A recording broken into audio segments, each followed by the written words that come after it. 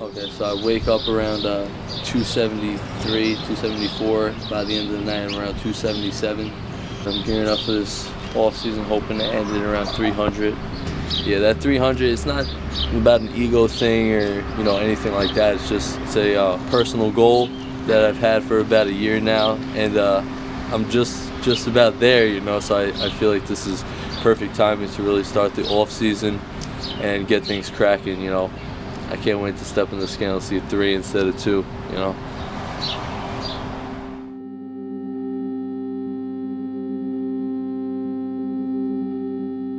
This past off-season was awesome, being able to eat whatever I wanted to.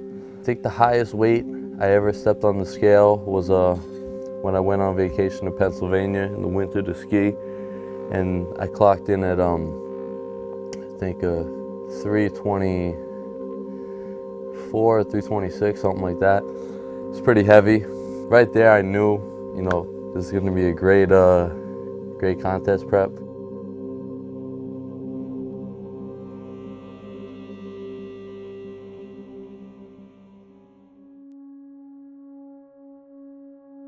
I'm always going to be the protector because I have so many younger siblings.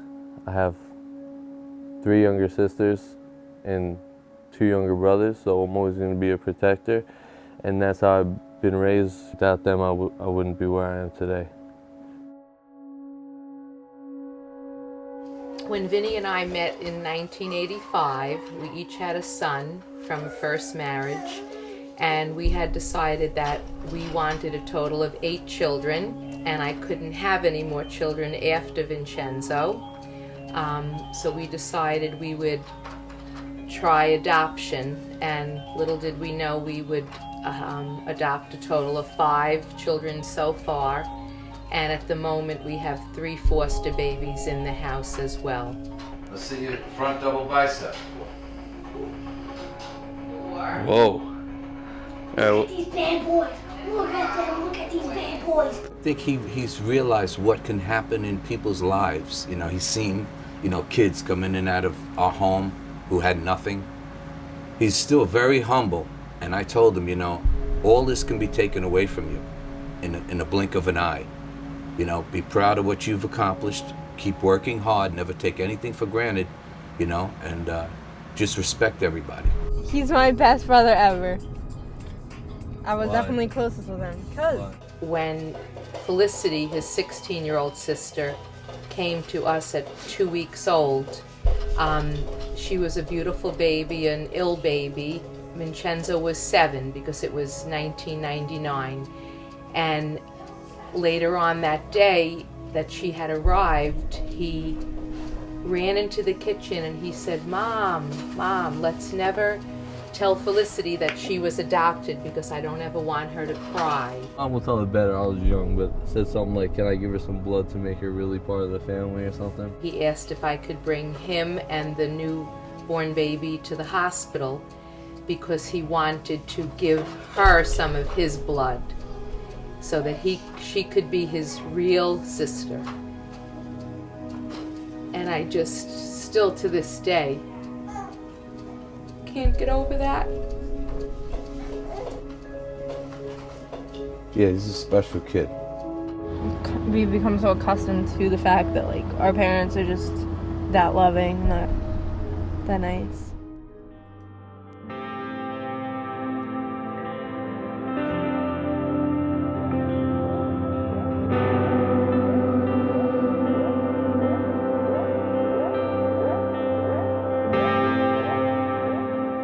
Show you where we started it all. It was good.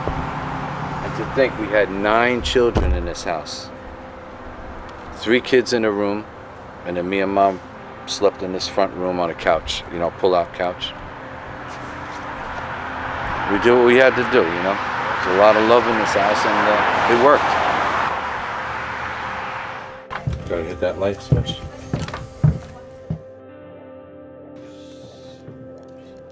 You used to run up and down these stairs. Oh, fucking shit. Tight squeeze, don't break the wall. Yeah, but this is where it all started. This is it. I'd be right here with you, right, Chance? And basically, he came down here, he was around 14, getting into football. What did we put on the bench the first time? 50, 60 pounds? I think I started with the bar. Oh, the bar. And he said, I don't understand, why do we have to do this? I said, well, this is part of the whole routine. Let's get a workout in. And then he'd come down here eventually by himself, increasing the weights, and then he would tell me, listen, you know what I did today? And I was like, no way. And I'd come down here and I'd see it. But he'd always forget as he came up off the bench, not remembering, bang! Oh! And Mom would be laughing upstairs because the rafter would shake a little from the bang. And that was it. Going back to school. Haven't been back here in probably 3 years. But you know, I had some, you know, great memories here, especially with like starting out in sports and everything. You know, if I look at him now, he's only changed the size. The same smile, same eyes. He was always funny, well, always very nice. I call him hungry man because he was always hungry. Yeah. He eat like a double, triple size of the kids. Usually eat on the end of the high school education, yeah. Right? I would get the double lunch and then come back for one more. For one more. So that was really triple lunch. Yeah.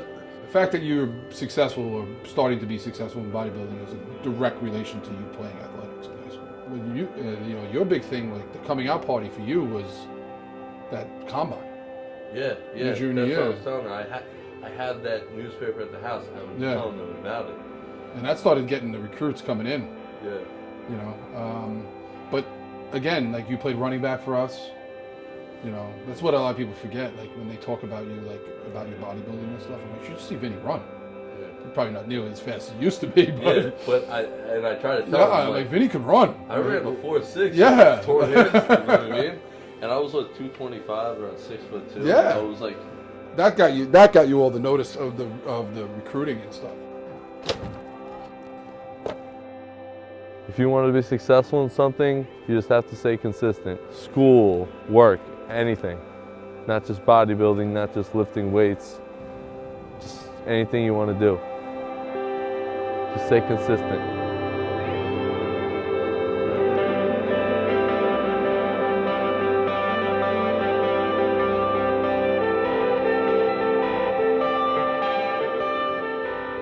I told him from day one, is like when he first came in, I said, this is our guy.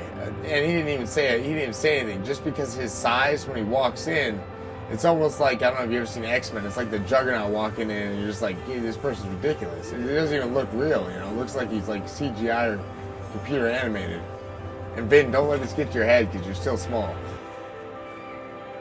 I'll get a minimum of 2 mass shakes here and 2 meals at work. 4 meals altogether. So by the time I leave, I'll be 5 meals deep. That's around 6 o'clock. Go home, eat, 7, and then probably eat 1 more meal. I always thought I worked out hard until I started working out with him. And I always thought I ate enough until he wrote out a diet plan. So, you know, just the level he put me on is just so much, it's so far apart than what I've been used to. And, you know, obviously it shocked my body well and I've been seeing amazing changes. 9, come on, 10, 2 more. 1, last one. 2, good. Like when he sent me the picture he made, like the before and after, you know, I was super psyched, you know, because I see his progress, but I see him all the time. Just like with me, he probably sees like, he thinks I'm a normal guy, but if someone sees me for the first time, they're like shocked. You know, as he gets bigger and bigger, he has to eat more and more. When we first hired him on board, I think he was at like 260, 265. The guy's pushing over like 305 now, and it's crazy because he used to come in with these big like trash bags from 7-Eleven, just filled with stuff, filled with food.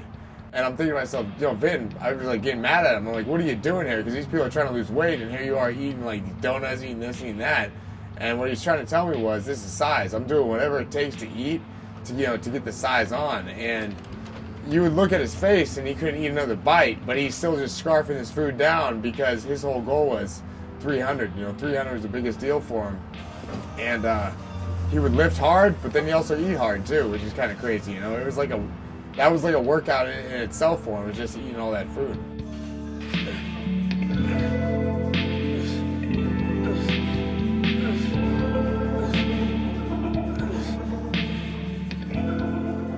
I mean, it's not like you're gonna sit here and say, all right, percent goes here, percent goes there, and this and that and the other thing. It's just, once you get into a routine, you know, the balance is a little easier. Full-time job, full-time working out, girlfriend, friends, family, my dog, doing things for myself. It's, once you get in that routine, for me, I find balance started to get a little easier. But especially when I first started bodybuilding, I thought, oh, bodybuilding's it. That's all I'm gonna think about, that's all I'm gonna do. Nothing else, blah, blah, blah. And honestly, the best results I've ever gotten was having balance, because it takes your mind away from the weights and the food for a little bit, and you could actually be a normal person and enjoy that. Stay sane, basically. Because once you get too obsessed with certain things, you can get sick of it, it can get played out, and basically when you have balance, you get a little bit of the best of both worlds of everything that you're balancing.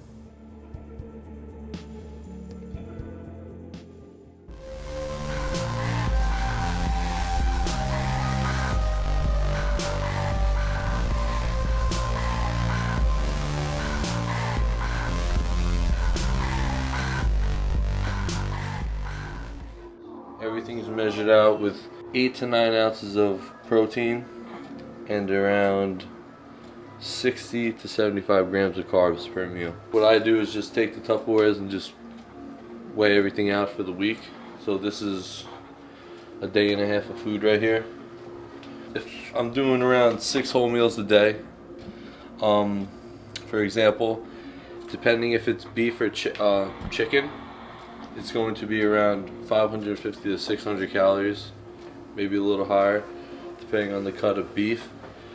So roughly in meals alone, I'm getting around 3,500 calories in my 5 whole meals. And then I'm gonna do 2 mash shakes a day of around 1,000 calories. So roughly right now, in the state we're at in the off season, we're at about 5,500 calories a day. And then during my workouts is around 100 grams of carbs per meal, per workout. So it's around 6 scoops of Carbo Plus with 1 scoop of juiced aminos. So add that on top of the carbs, and then I'll usually do 1 muffin pre-workout. So the carbs are roughly around 550 to 600 grams of carbs a day.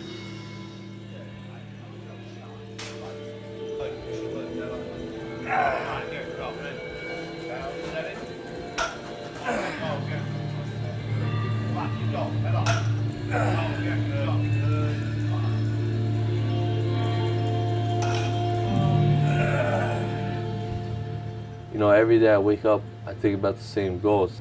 Right now it's the off season, so that's my main focus.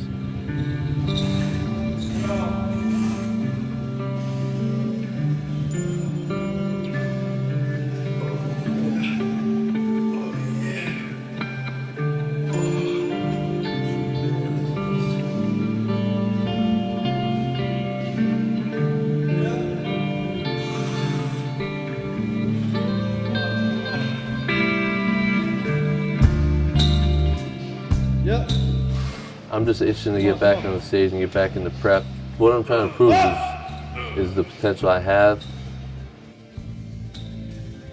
It was a trial and error. You know, I didn't really know the outcome either, but as for right now, the way it's going, I thought it was probably the fucking most worth it. So worth it, you know? As long as you're not hurting yourself, of course.